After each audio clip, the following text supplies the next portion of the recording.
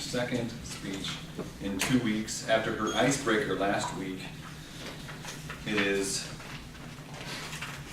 organizer speech entitled Dating After Divorce, Dana Lynn.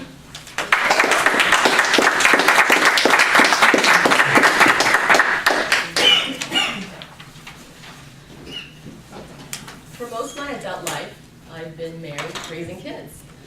PTA meetings, baking cookies for fundraisers, going on camping trips with the Girl Scouts was what my life was supposed to look like until my kids went off to college.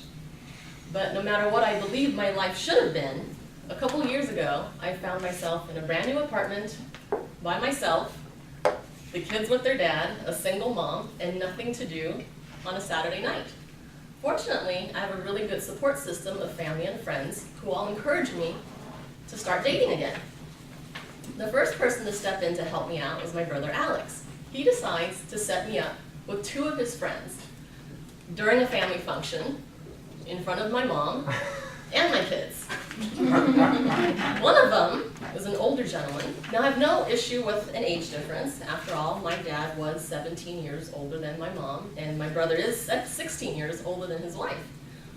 But when the gentleman is wearing dentures, that's where I draw the line. The other gentleman was a doctor, a child psychologist. My mom loved him.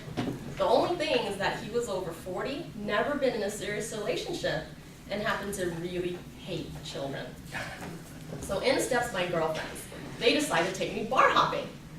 Now, I don't know about you, but when you go bar hopping, you have to eat really disgusting, greasy foods. I don't know of anybody past their college age that could stomach that kind of food.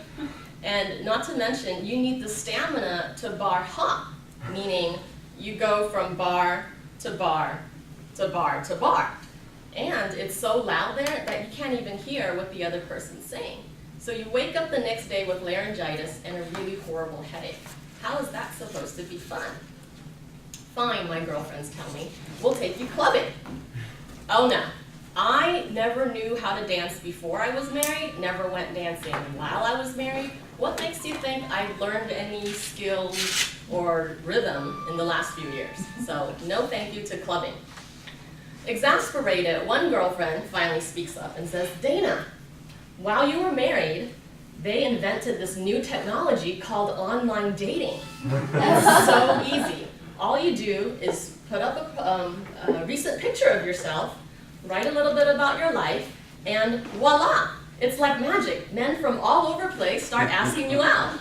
So I think, wow, that does sound pretty simple. All I do is sift through their profiles, decide who I want to see in the comfort of my own home. I don't have to get dressed, brush my hair, or put on lipstick.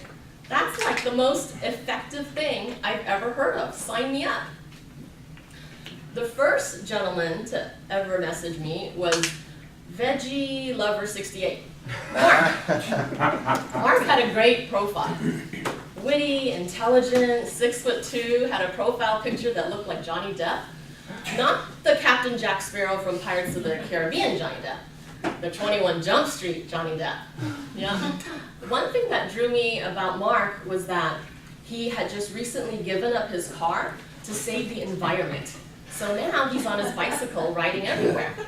On top of that, he grew his own organic vegetables in his very own organic garden. Soon. So we arranged to meet. As I'm driving to his house, Mark calls me up and says that the chain on his bike had just broken, and would I mind just meeting him at his home? Plus, he could just show me his organic garden then. Okay, I say innocently. I get to his street, and really nice row of homes, big mansion-like, well-manicured lawns, expensive cars in the driveway. Except for this one house at the very end of the street that looked like a haunted mansion having a bad day. Boarded up windows, trash in the front yard, roof falling down. I couldn't really see the house number, so I parked my car, walk up the steps, and the front door is kind of crumbling a bit, and it's held together by these really thick chains and a giant rusted lock. I look at the house number. It's Mark's house. By now, everything inside me screams, run, run away now. But do I listen? The curiosity in me, like a cat, will probably kill me someday, but I push forward and I ring the doorbell. The door creaks open, and I see a pair of hands undoing the chains, and out steps a really, really short guy in a very bright yellow neon shirt, so tight, the shirt, that his hairy potbelly was hanging out. So I say hi to Mr. Potbelly. Is your roommate Mark home? I'm Dana. Mr. Potbelly tells me, hey Dana, I am Mark. Nothing like Johnny Depp. So Mr. Potbelly, I mean Mark, says, so Dana, wanna come inside? He starts looking at me really uncomfortably, like he hasn't seen a real life person in years. So my organic garden is just out back. And how do you like my new shirt? I got it just for our date.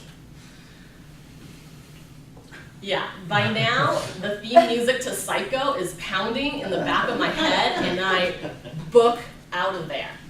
Never go on a first date at a guy's house.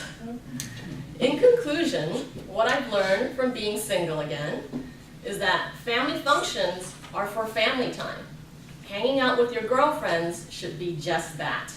And as for online dating, I think I'll go back to the old-fashioned way, meeting guys in person, naturally in my day-to-day life.